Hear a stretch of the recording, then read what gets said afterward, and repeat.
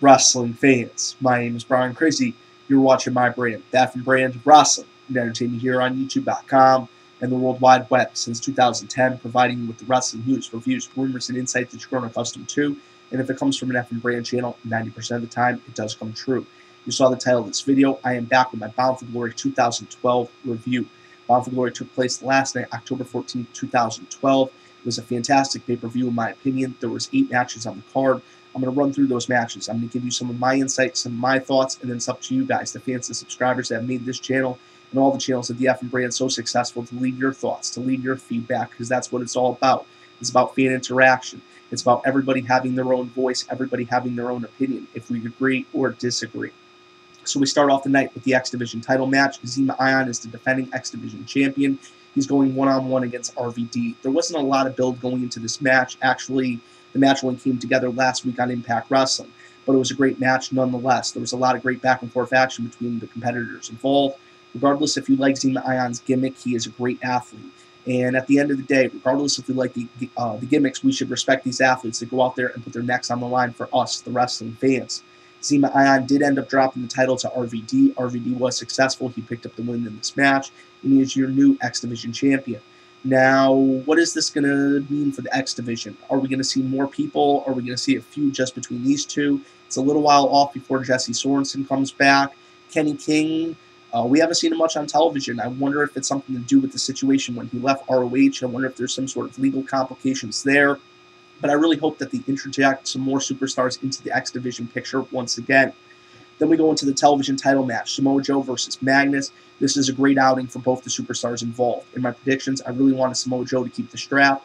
I like that he's actually doing something. For a while, he sat on the sidelines. I like that he's being featured prominently, and I like that he is a champion once again. Magnus, young guy, has a great look, has a whole career ahead of him, and this was the kind of match he needed to help start off that career. This was a fantastic outing. Samoa Joe was successful, and he is still your television champion. Then we go into the street fight. No holds barred. James Storm versus Robert Roode. This is a year in the making. King Mo, the Bellator fighting champion superstar, is the special enforcer during this match. Now, there's a lot of back-and-forth action. This is a fantastic contest. I mean, this got extremely brutal. This reminded me of, a lot of people would say, an old Attitude Era match. It actually reminded me of an old NWA match mixed with a little taste of ECW. I mean, it was just incredible. It was just an incredible match. And there was so much back-and-forth action. I mean, James Storm down to Crimson Max early on, and the thumbtacks were brought out. There were some incredible spots. At the end of the day, James Storm was successful, picked up the win over Robert Roode, and he finally got that little bit of revenge against his former tag team partner. Then we see Joey Ryan square off against Al Snow. If Joey Ryan is successful, he will get that TNA contract. If Al Snow wins, Joey Ryan has to leave. No more harassing from the barricade, no more insulting people, no more running in, no more this, that, or the other. It's over. Al Snow had firm control during this match, and he was schooling him. I mean, absolutely schooling him. Joey Ryan goes to do like a baseball slide or a drop kick or something. Al Snow catches him up in the ring apron. Just phenomenal. I mean, very short, but it's what everybody wanted to see. They wanted to see that old taste of nostalgia. They wanted to see Al Snow. Al Snow still resonates with a lot of fans, especially from my generation. And he even brought out Head. He was talking to Head for advice. I mean, just such an old-school feeling to this match. Then a surprising twist. The Blueprint Matt Morgan, who has been running in on TNA events for the last few weeks, shows up, takes out Snow, and allows Joey Ryan to pick up the win. Post-match, Joey Ryan crawls over to him and hugs his leg, and then he goes to throw out his hand. I didn't know if Matt Morgan was going to attack him or leave him alone. Ends up throwing out his hand, and that's how we end this segment.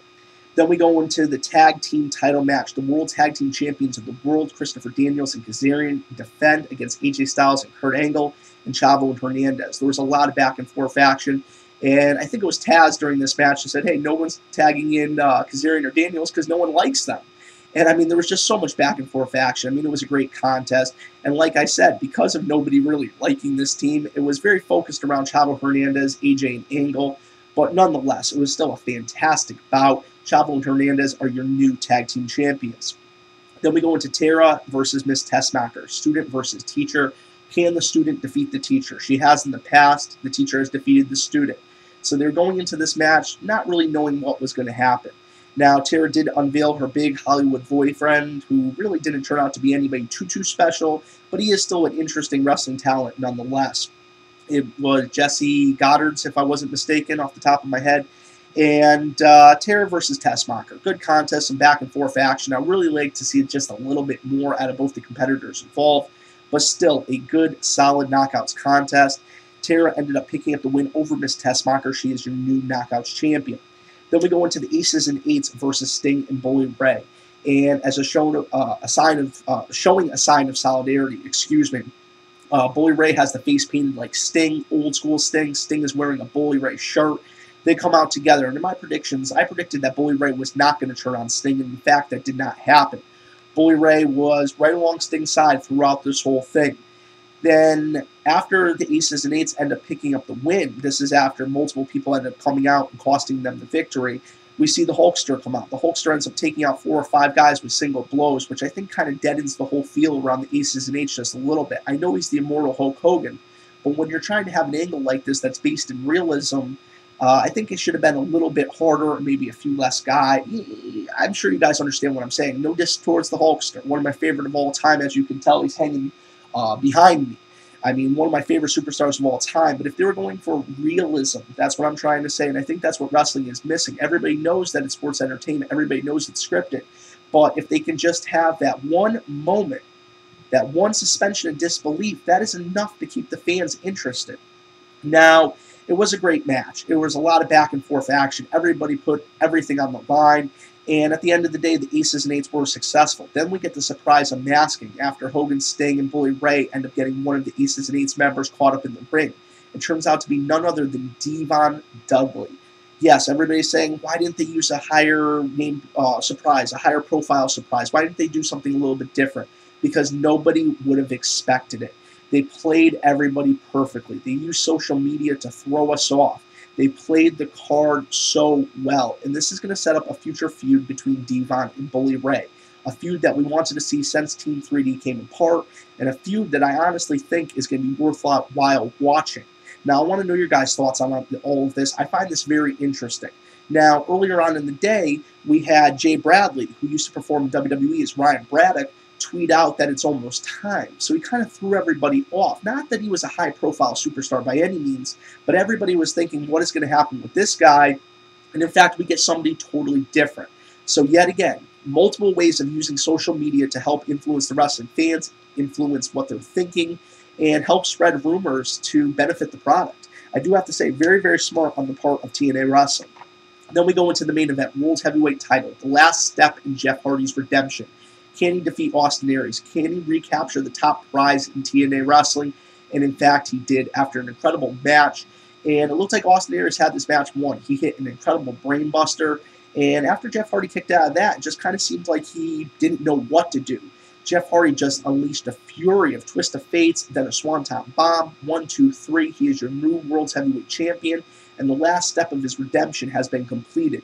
Now, I understand why they did this, and I understand earlier in the night why they put the X Division title on RVD. It's all about ratings. They're TNA's top draws, and they appeal to the casual fans. It's a smart choice.